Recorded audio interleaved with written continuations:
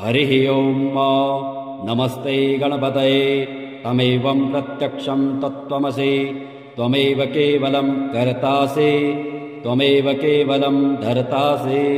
त्वमेव केवलं हर्तासि त्वमेव सर्वं खल्विदं ब्रह्मासि त्वं साक्षात् आत्मासि नित्यं ऋतं वच्मि सत्यं वच्मि अवक्तं माम अवक्तारम् अवसोतारम् अवदातारम् अवधातारम् अवानुचानमवशिष्याम् औपश्चात्तात औपुरस्तात्तात अवचोत्तरात्तात अवदक्षिणात्तात अवचोद्ध्वात्तात अवाधरात्तात सर्वतो मां पाहि पाहि समन्तात त्वं वाङ्मयस्त्वं चिन्मयः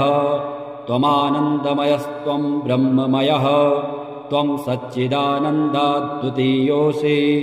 त्वं प्रत्यक्षं ब्रह्मासि त्वं ज्ञानमयो विज्ञानमयोऽसि सर्वं जगदिदं त्वत्तो जायते सर्वं जगदिदं त्वत्तिष्ठति सर्वं जगदिदं त्वयि लयमेष्यति सर्वं जगदिदं त्वयि प्रत्येति त्वं भूमिरापो नलो निलो नभः त्वं चत्वारि वाक्पदानि त्वं गुणत्रयातीतः त्वं कालत्रयातीतः त्वं देहत्रयातीतः त्वं मूलाधारस्थोऽसि नित्यं त्वं शक्तित्रयात्मकः त्वां योगिनो ध्यायन्ति नित्यं त्वं ब्रह्मा त्वं विष्णुस्त्वं रुद्रस्त्वं इन्द्रस्त्वम् अग्निस्त्वं वायुस्त्वं सूर्यस्त्वं चन्द्रमास्त्वं ब्रह्म भूर्भुवः स्वरोम गणादिं पूर्वमुच्चार्य वर्णादिं तदनन्तरम् अनुस्वारः परतरः अर्धेन्दुलसितं तारेण रुद्धम् एतत्तव मनुस्वरूपम् गकारः पूर्वरूपम् अकारो मध्यमरूपम् अनुस्वारश्चान्तरूपम् बिन्दुरुत्तररूपम् नादः सन्धानम् संहिता सन्धिः शैषा गणेशविद्या गणकऋषिः निश्चित गायत्री छन्दः श्रीमहागणपतिर्देवता ॐ गं गणपते नमः एकदन्ताय विद्महे वक्रतुण्डाय धीमहि तन्नो दन्ती प्रचोदयात् एकदन्तं चतुर्हस्तं पाशमङ्कुशधारिणम् अभयं वरदं हस्तैर्बिभ्राणं मूषकध्वजम् रक्तं लम्बोदरं शूर्पकर्णकं रक्तवाससं रक्तगन्धानुलिप्ताङ्गं रक्तपुष्पैः सुपूजितम् भक्तानुकम्पिनं देवं जगत्कारणमच्युतम् आविर्भूतं च सृष्ट्यादौ प्रकृतेः पुरुषात् परम् एवं ध्यायन्ति यो नित्यं स योगी योगिनां वरः नमो व्रातपतये नमो गणपतये नमः प्रमथपतये नमस्तेऽस्तु लम्बोदराय एकदन्ताय विघ्नविनाशिने शिवसुताय श्रीवरदमूर्तये नमो नमः एतत् अथर्वशीरो यो धीते स ब्रह्मभूयाय कल्पते स सर्वविघ्नैर्बाध्यते स सर्वतः सुखमेधते स पञ्चमहापातकोत्पातकात् प्रमुच्यते सायं मधीयानो दिवस्कृतं पापं नाशयति प्रातर्धीयानो रात्रिकृतं पापं नाशयति सायं प्रातः प्रयुञ्जानो अपापो भवति धर्मार्थकाममोक्षं च विन्दति इदम् अथर्वशीर्षं शिष्याय न देयम् यो यदि मोहादाशयति स पापीयान् भवति सहर्षावर्तनाद्यं यं कामम् अधीते तं तमनेन साधयेत् अनेन गणपतिमभिषिञ्चति स वाग्मी भवति चतुर्थ्या मनस्पते स विद्यावान् भवति इत्यथर्ववाक्यम् ब्रह्माद्याचरणं विद्यात् न बिभेति कदाचनेति यो दूर्वाङ्कुरैर्यजति स वैष्णवोपमो भवति। यो लाजैर्यजति स यशोवान् भवति, स मेधावान् भवति। यो मोदकसहस्रेण यजति स वाञ्छितफलमवाप्नोति। यः साज्यसमृद्धिर्यजति स सर्वं लभते, स सर्वं लभते। अष्टौ ब्राह्मणान् सम्यक् ग्राहित्वा सूर्यवर्चस्वी भवति। सूर्यग्रहे महानद्यां प्रतिमासन्निधौ वा जपत्वा सिद्धमन्त्रो भवति। महाविघ्नात् प्रमुच्यते, महापापात् प्रमुच्यते, महादोषात् प्रमुच्यते। स सर्वविद् भवति, स सर्वविद् भवति। य एवं वेद। ॐ भद्रं कर्णेभिः शृणुयाम देवा, भद्रं पश्येम सविर्जयत्राः स्थिरैरङ्गे तुष्टुवागुं स्वस्तनोभिर्वशेमहि देवहितं जदायुः। नारद उवाच प्रणम्य शिरसा देवं गौरीपुत्रं विनायकं भक्तावासं स्मेरनित्य मायुः कामार्थसिद्धये। प्रथमं वक्रतुण्डं च एकदन्तं द्वितीयकं तृतीयं कृष्णपिङ्गाक्षं गजवक्त्रं चतुर्थकं लम्बोदरं पञ्चमं च षष्ठं विकटमेव च सप्तमं विघ्नराजेन्द्रं धूम्रवर्णं तथाष्टमं नवमं भालचन्द्रं च दशमं तु विनायकम् एकादशं गणपतिं द्वादशं तु गजाननं। द्वादशैस्तानि नामानि त्रिसन्ध्यं यः पठेन्नरः न च विघ्नभयं तस्य सर्वसिद्धिकरः प्रभुः। विद्यार्थे लभते विद्यां, धनार्थे लभते धनं,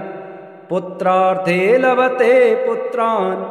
मोक्षार्थे लभते गतिम्। जपेद् गणपतिस्तोत्रं षड्भिर्मासः फलं लभेत्। संवत्सरेण सिद्धिं च लभते नात्र संशयः। अष्टभ्यो ब्राह्मणेभ्यश्च लिखित्वा यः समर्पयेत् तस्य विद्या भवेत् सर्वा गणेशस्य प्रसादतः। मुदाकरात् मोदकं सदा विमुक्तिसाधकं कलाधरावतंसकं विलासिलोकरञ्जकम् अनायकैकनायकं विनाशिते भदैत्यकं नताशुभासुनाशकं नमामि तं विनायकम्। न तेतरातिभीकरं नवोदितार्कभास्वरं न मत्सुरारिनिर्जरं नताधिकापदुत्तरम्। सुरेश्वरं निधीश्वरं गजेश्वरं गणेश्वरं महेश्वरं तमाश्रये परात्परं निरन्तरम्। समस्तलोकशङ्करं निरस्तदैत्यकुञ्जरं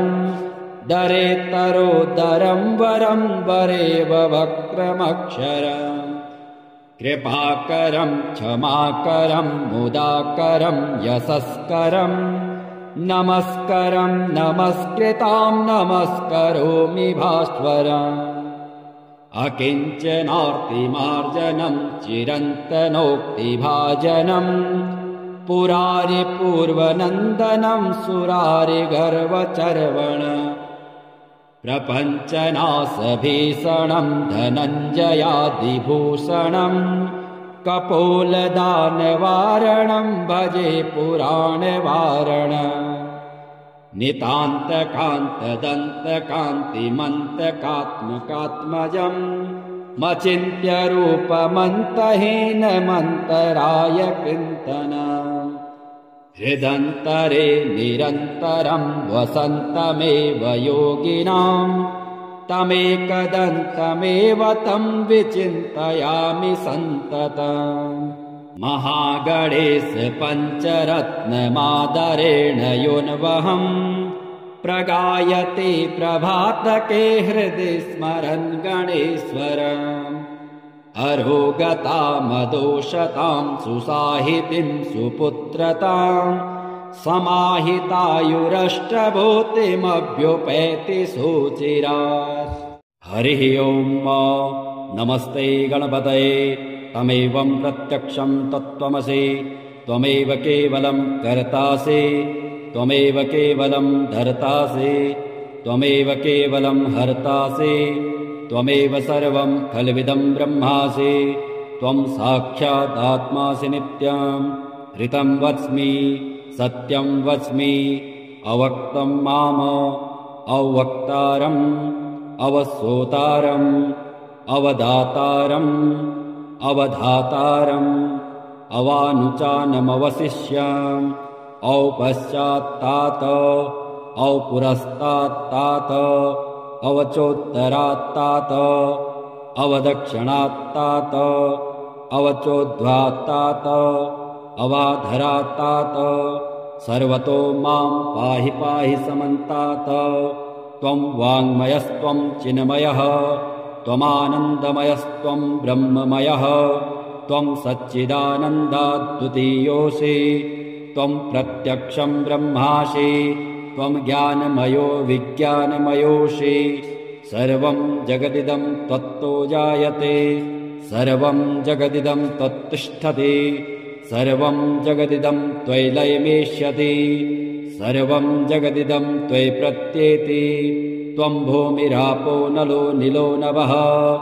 त्वं चत्वारि वाक्पदानि त्वं गुणत्रयातीतः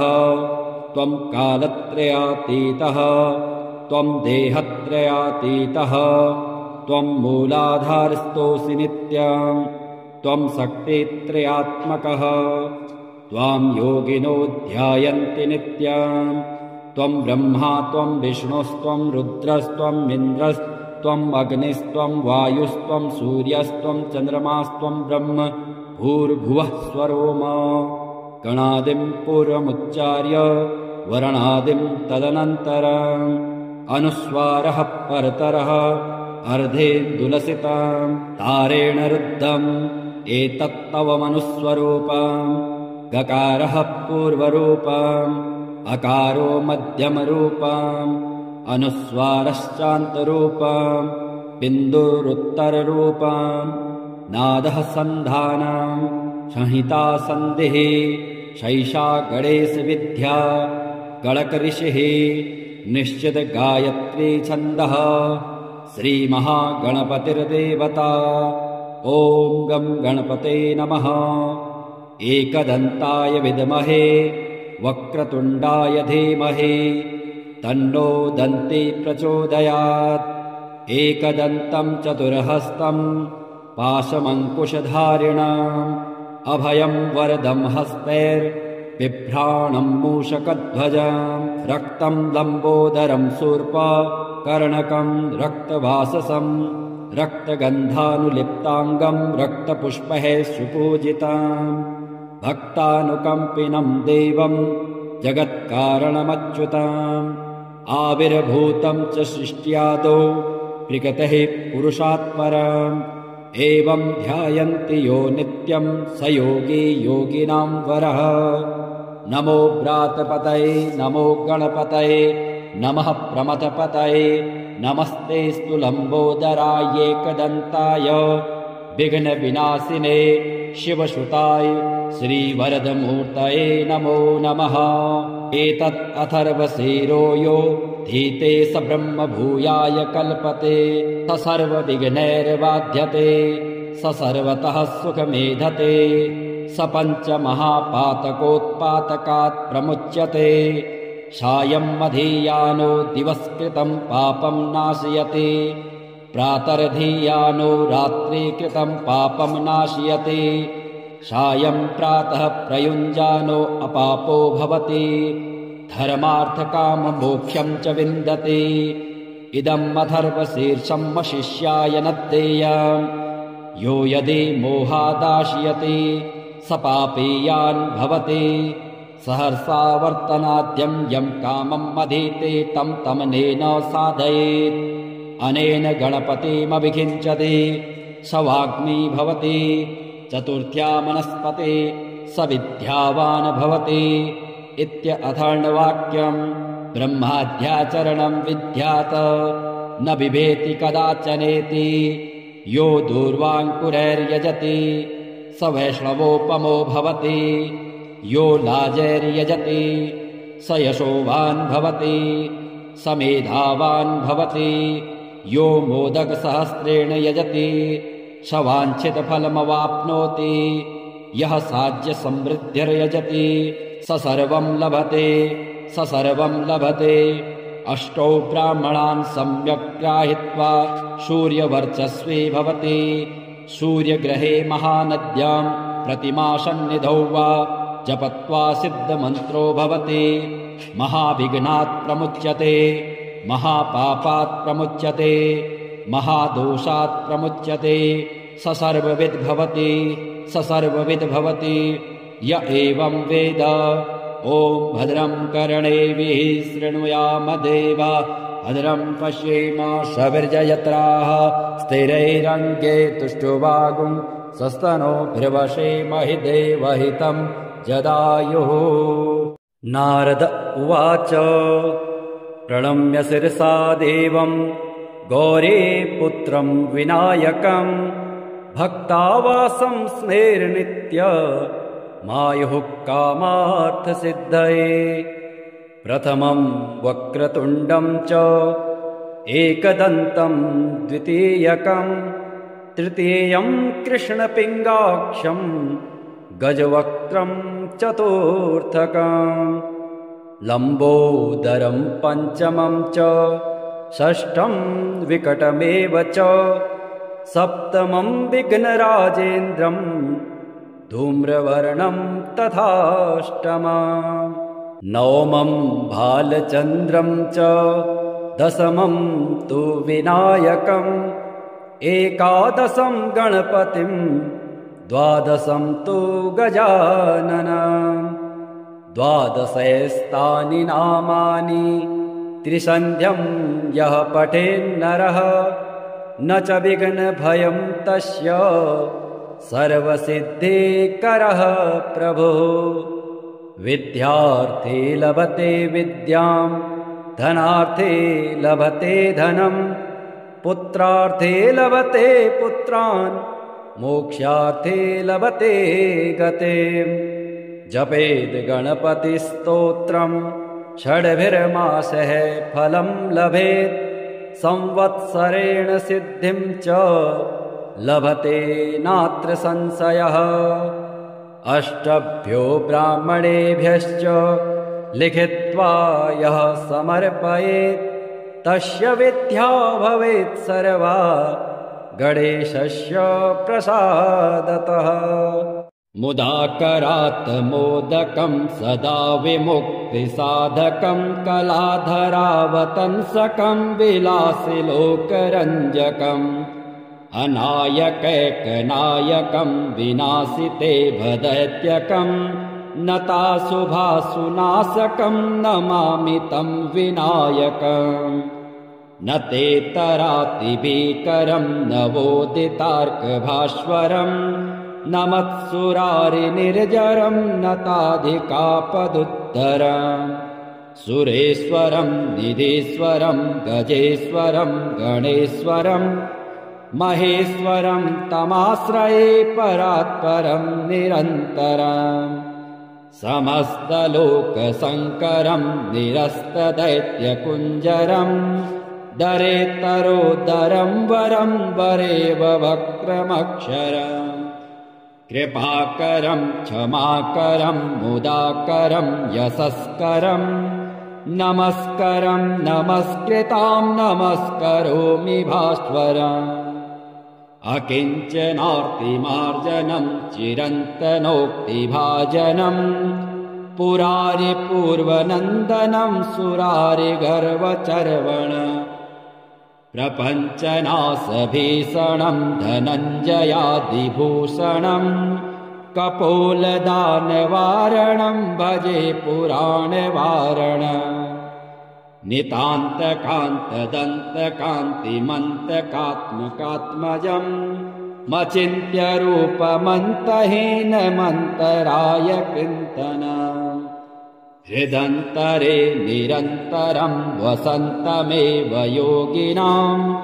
तमेकदन्तमेव तम् विचिन्तयामि सन्ततम् महागणेश पञ्चरत्नमादरेण योऽन्वहम् प्रगायते प्रभातके हृदि स्मरन् गणेश्वरम् अरोगतामदोषताम् सुसाहितिम् सुपुत्रताम् समाहितायुरष्टभूतिमभ्युपैति सुचिरात्। हरिः ओम् नमस्ते गणपतये तमेवं प्रत्यक्षं तत्त्वमसि त्वमेव केवलं कर्तासि त्वमेव केवलं धर्तासि त्वमेव केवलं हर्तासि त्वमेव सर्वं खल्विदं ब्रह्मासि त्वं साक्षादात्मासि नित्यं ऋतं वच्मि सत्यं वच्मि अवक्तं माम अवक्तारम् अवसोतारम् अवदातारम् अवधातारम् अवानुचानमवशिष्याम् औपश्चात्तात औपुरस्तात्तात अवचोत्तरात्तात अवदक्षिणात्तात अवचोद्ध्वात्तात अवाधरात्तात सर्वतो मां पाहि पाहि समन्तात त्वं वाङ्मयस्त्वं चिन्मयः त्वमानन्दमयस्त्वं ब्रह्ममयः त्वं सच्चिदानन्दाद्वितीयोऽसि त्वं प्रत्यक्षं ब्रह्मासि त्वं ज्ञानमयो विज्ञानमयोऽसि सर्वं जगदिदं त्वत्तो जायते सर्वं जगदिदं त्वत्तिष्ठति सर्वं जगदिदं त्वयि लयमेष्यति सर्वं जगदिदं त्वयि प्रत्येति त्वं भूमिरापो नलो निलो नभः त्वं चत्वारि वाक्पदानि त्वं गुणत्रयातीतः त्वं कालत्रयातीतः त्वं देहत्रयातीतः त्वं मूलाधारस्थोऽसि नित्यं त्वं शक्तित्रयात्मकः त्वां योगिनो ध्यायन्ति नित्यं त्वं ब्रह्मा त्वं विष्णुस्त्वं रुद्रस्त्वं इन्द्रस्त्वं अग्निस्त्वं वायुस्त्वं सूर्यस्त्वं चन्द्रमास्त्वं ब्रह्म भूर्भुवः स्वरोम गणादिं पूर्वमुच्चार्य वर्णादिं तदनन्तरम् अनुस्वारः परतरः अर्धेन्दुलसितम् तारेण रुद्धम् एतत्तव मनुस्वरूपम् गकारः पूर्वरूपम् अकारो मध्यमरूपम् अनुस्वारश्चान्तरूपम् बिन्दुरुत्तररूपम् नादः सन्धानम् संहिता सन्धिः शैषा गणेशविद्या गणकऋषिः निश्चित गायत्री छन्दः श्रीमहागणपतिर्देवता ॐ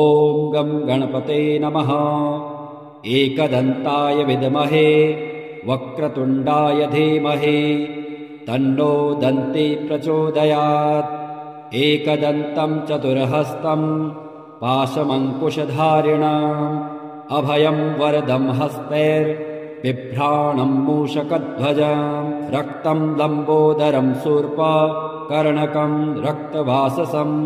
रक्तगन्धानुलिप्ताङ्गं रक्तपुष्पैः सुपूजितम् भक्तानुकम्पिनं देवं जगत्कारणमच्युतम् आविर्भूतं च सृष्ट्यादौ प्रकृतेः पुरुषात् परम् एवं ध्यायन्ति यो नित्यं स योगी योगिनां वरः नमो व्रातपतये नमो गणपतये नमः प्रमथपतये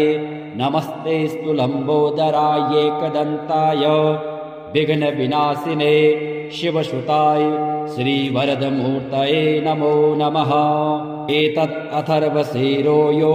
धीते स ब्रह्म भूयाय कल्पते स सर्वविघ्नैर्बाध्यते स सर्वतः सुखमेधते स पञ्चमहापातकोत्पातकात् प्रमुच्यते सायं मधीयानो दिवस्कृतं पापं नाशयति प्रातर्धीयानो रात्रिकृतं पापं नाशयति सायं प्रातः प्रयुञ्जानो अपापो भवति धर्मार्थकाममोक्षं च विन्दति इदम् अथर्वशीर्षं शिष्याय न देयम् यो यदि मोहादाशयति स पापीयान् भवति सहर्षा वर्तनाद्यं यं कामम् अधीते तं तमनेन साधयेत् अनेन गणपतिमभिषिञ्चति स वाग्मी भवति चतुर्थ्या मनस्पते स विद्यावान् भवति इत्यथर्ववाक्यम् ब्रह्माद्याचरणं विद्यात् न बिभेति कदाचनेति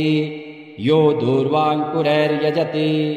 स वैष्णवोपमो भवति यो लाजैर्यजति स यशोवान् भवति स मेधावान् भवति यो मोदकसहस्रेण यजति स वाञ्छितफलमवाप्नोति यः साज्यसमृद्धिर्यजति स सर्वं लभते स सर्वं लभते अष्टौ ब्राह्मणान् सम्यक् ग्राहीत्वा सूर्यवर्चस्वी भवति सूर्यग्रहे महानद्यां प्रतिमासन्निधौ वा जपत्वा सिद्धमन्त्रो भवति महाविघ्नात् प्रमुच्यते महापापात् प्रमुच्यते महादोषात् प्रमुच्यते स सर्वविद् भवति स सर्वविद् भवति य एवं वेद ॐ भद्रं कर्णेभिः शृणुयाम देवा भद्रं पश्येम सविर्जयत्राः स्थिरैरङ्गे तुष्टुवागुं सस्तनोभिर्वशेमहि देवहितं जदायुः। नारद उवाच प्रणम्य शिरसा देवं गौरीपुत्रं विनायकं भक्तावासं स्मेरनित्य मायुः कामार्थसिद्धये प्रथमं वक्रतुण्डं च एकदन्तं द्वितीयकं तृतीयं कृष्णपिङ्गाक्षं गजवक्त्रं चतुर्थकं लम्बोदरं पञ्चमं च षष्ठं विकटमेव च सप्तमं विघ्नराजेन्द्रं धूम्रवर्णं तथाष्टमम् नवमं भालचन्द्रं च दशमं तु विनायकम् एकादशं गणपतिं द्वादशं तु गजाननम् द्वादशैस्तानि नामानि त्रिसन्ध्यं यः पठेन्नरः न च विघ्नभयं तस्य सर्वसिद्धिकरः प्रभुः विद्यार्थे लभते विद्यां धनार्थे लभते धनं पुत्रार्थे लभते पुत्रान् मोक्षार्थे लभते गतिम् जपेद् गणपतिस्तोत्रं षड्भिर्मासः फलं लभेत् संवत्सरेण सिद्धिं च लभते नात्र संशयः अष्टभ्यो ब्राह्मणेभ्यश्च लिखित्वा यः समर्पयेत् तस्य विद्या भवेत् सर्वा गणेशस्य प्रसादतः मुदाकरात् मोदकं सदा विमुक्तिसाधकं कलाधरावतंसकं विलासिलोकरञ्जकम् अनायकैकनायकं विनाशिते भदैत्यकं नताशुभासुनाशकं नमामि तं विनायकम् न ते तरातिभीकरं नवोदितार्कभास्वरं न मत्सुरारिनिर्जरं नताधिकापदुत्तरम् सुरेश्वरं निधीश्वरं गजेश्वरं गणेश्वरं महेश्वरं तमाश्रये परात्परं निरन्तरम् समस्तलोकशङ्करम् निरस्तदैत्यकुञ्जरम् दरेतरोदरम् वरम् वरेव वक्रमक्षरम् कृपाकरम् क्षमाकरम् मुदाकरम् यशस्करम् नमस्करम् नमस्कृताम् नमस्करोमि भास्वरम् अकिञ्चनार्तिमार्जनम् चिरन्तनोक्तिभाजनम् पुरारिपूर्वनन्दनम् सुरारिगर्वचर्वण प्रपञ्चनाशभीषणम् धनञ्जयादिभूषणम् कपोलदानवारणम् भजे पुराणवारण नितान्तकान्तदन्तकान्तिमन्तकात्मकात्मजम् मचिन्त्यरूपमन्तहीनमन्तराय कृन्तन हृदन्तरे निरन्तरम् वसन्तमेव योगिनाम् तमेकदन्तमेव तम् विचिन्तयामि सन्ततम् महागणेश पञ्चरत्नमादरेण योन्वहम् प्रगायते प्रभातके हृदि स्मरन् गणेश्वरम् अरोगतामदोषताम् सुसाहितिम् सुपुत्रताम् समाहितायुरष्टभूतिमभ्युपैति सुचिरात्। हरिः ओम् नमस्ते गणपतये तमेवं प्रत्यक्षं तत्त्वमसि त्वमेव केवलं कर्तासि त्वमेव केवलं धर्तासि त्वमेव केवलं हर्तासि त्वमेव सर्वं खल्विदं ब्रह्मासि त्वं साक्षादात्मासि नित्यं ऋतं वच्मि सत्यं वच्मि अवक्तं माम अवक्तारम् अवसोतारम् अवदातारम् अवधातारम् अवानुचानमवशिष्याम् औपश्चात्तात औपुरस्तात्तात अवचोत्तरात्तात अवदक्षिणात्तात अवचोद्ध्वात्तात अवाधरात्तात सर्वतो मां पाहि पाहि समन्तात त्वं वाङ्मयस्त्वं चिन्मयः त्वमानन्दमयस्त्वं ब्रह्ममयः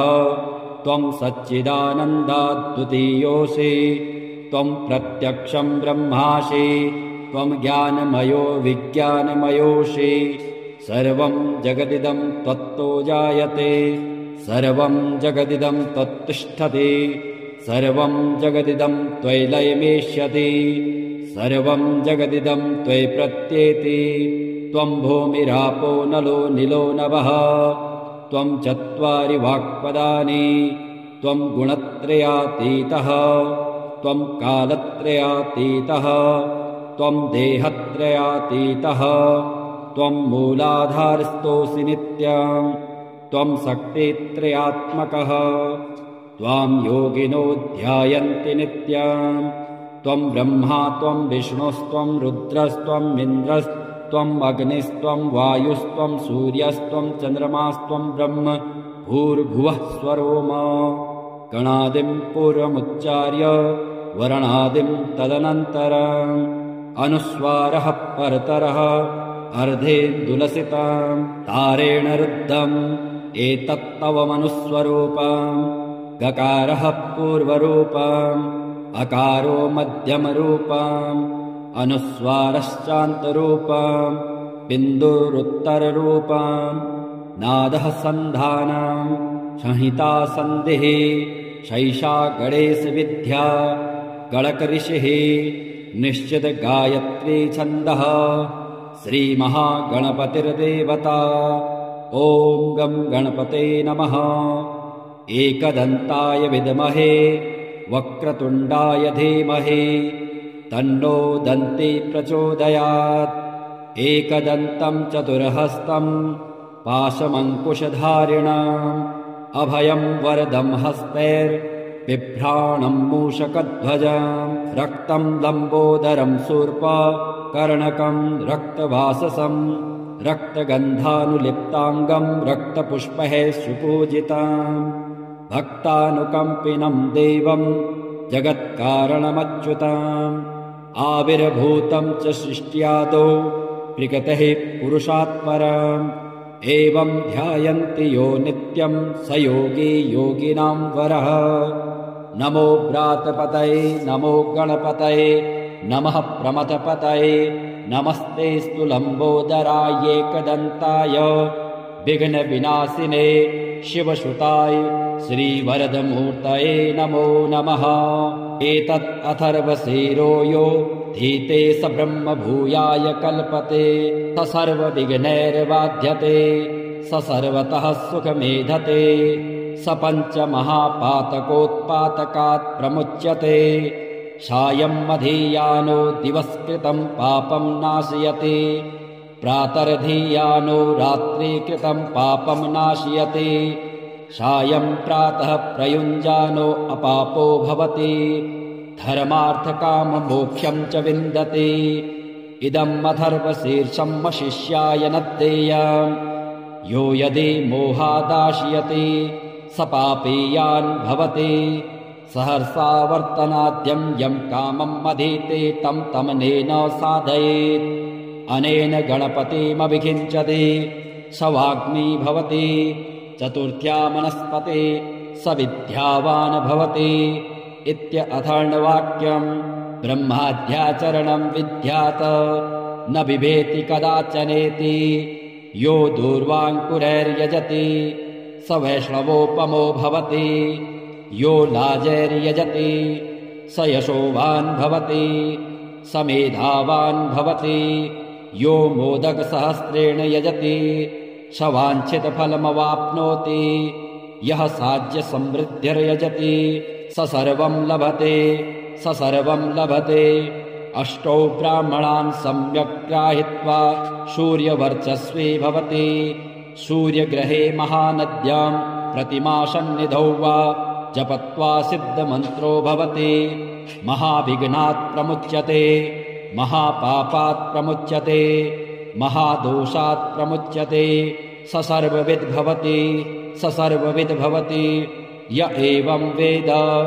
ॐ भद्रं कर्णेभिः शृणुयाम देवा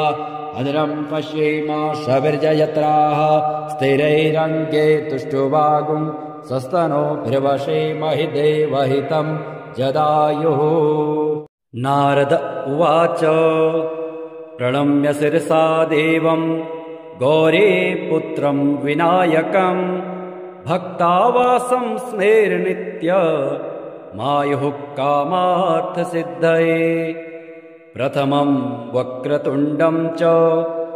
एकदन्तं द्वितीयकं तृतीयं कृष्णपिङ्गाक्षं गजवक्त्रं चतुर्थकं लम्बोदरं पञ्चमं च षष्ठं विकटमेव च सप्तमं विघ्नराजेन्द्रं धूम्रवर्णं तथाष्टमं नवमं भालचन्द्रं च दशमं तु विनायकम् एकादशं गणपतिं द्वादशं तु गजाननं द्वादशैस्तानि नामानि त्रिसन्ध्यं यः पठेन्नरः न च विघ्नभयं तस्य सर्वसिद्धिकरः प्रभुः विद्यार्थे लभते विद्यां धनार्थे लभते धनं पुत्रार्थे लभते पुत्रान् मोक्षार्थे लभते गतिम् जपेद् गणपतिस्तोत्रं षड्भिर्मासः फलं लभेत् संवत्सरेण सिद्धिं च लभते नात्र संशयः अष्टभ्यो ब्राह्मणेभ्यश्च लिखित्वा यः समर्पयेत् तस्य विद्या भवेत् सर्वा गणेशस्य प्रसादतः मुदाकरात् मोदकं सदा विमुक्तिसाधकं कलाधरावतंसकं विलासिलोकरञ्जकम् अनायकैकनायकं विनाशिते भदैत्यकं नताशुभाशुनाशकं नमामि तं विनायकम् न ते तरातिभीकरं नवोदितार्कभास्वरं नमत्सुरारिनिर्जरं नताधिकापदुत्तरम् सुरेश्वरं निधीश्वरं गजेश्वरं गणेश्वरं महेश्वरं तमाश्रये परात्परं निरन्तरम् समस्तलोकशङ्करं निरस्तदैत्यकुञ्जरं दरेतरोदरं वरं वरेव वक्रमक्षरम् कृपाकरं क्षमाकरं मुदाकरं यशस्करं नमस्करं नमस्कृतां नमस्करोमि भास्वरम् अकिञ्चनार्तिमार्जनं चिरन्तनोक्तिभाजनं पुरारिपूर्वनन्दनं सुरारिगर्वचर्वण प्रपञ्चनाशभीषणं धनञ्जयादिभूषणं कपोलदानवारणं भजे पुराणवारणम् नितान्तकान्तदन्तकान्तिमन्तकात्मकात्मजम् मचिन्त्यरूपमन्तहीनमन्तराय कृन्तनम् हृदन्तरे निरन्तरं वसन्तमेव योगिनां तमेकदन्तमेव तं विचिन्तयामि सन्ततम् महागणेश पञ्चरत्नमादरेण योन्वहं प्रगायते प्रभातके हृदि स्मरन् गणेश्वरम् अरोगतामदोषतां सुसाहितिं सुपुत्रतां समाहितायुरष्टभूतिमभ्युपैति सुचिरात्